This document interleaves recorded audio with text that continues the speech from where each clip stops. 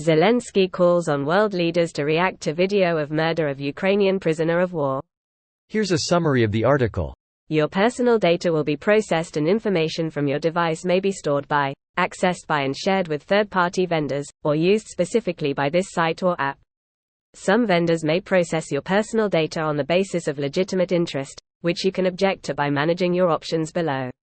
This post received a score of 66,000, with an upvote ratio of 83%. Here are the top comments in response to this article. Imagine what happened in Chechnya before all of them carried cameras all the time. The footage that actually is left from Chechnya is pretty damn horrifying as is. That was the first throat-cut video I ever saw. Yup. Maybe not the best thing to watch when you're like 10. I grew up on Rotten.com. I saw some shit, but that video was too much for me. I remember the guy who jumped off a ledge into water but hit the dock with his face and split his whole shit wide open. Oh fuck. And that clip of the nurse, doctor opening and closing it. Like when your grand smooshes your cheeks together? My top trauma must be Mexican drug cartels beheading two guys.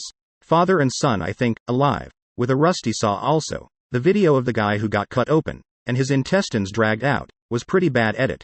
Fuck man. I was not ready for these replies. Guess I only have myself to blame. Genuinely. Russian soldiers are stupid for releasing that video. War crimes or whatever, they just videotaped what happens if you surrender. A brutal beheading and torture. If I were say IDK a Ukrainian soldier and saw that, you can bet I would die fighting rather than submit myself to that. They filmed themselves castrating a guy alive last year before shooting him in the head and dragging him behind a car and nothing was done about it. This isn't even the first video of the execution of a POW this year. The entire situation is so fucked up. Greater than nothing was done about it. I think we pretty much at peak, doing something about it, and so unfortunately there is little room to ramp up punishment in response to these sorts of transgressions. There is room. Legally, more can be done to punish Russia as a state. I'm talking about the process to get access to their central bank funds. Edit. Look at the resistance to that suggestion. Go watch the fucking video, then think about Russia's official response to it. Greater than the process to get access to their central bank funds is that process different than invade and depose their government? I'm genuinely curious. It is. Property has much better legal protection. See, I thought sanctions already included freezing their central bank's assets and trade.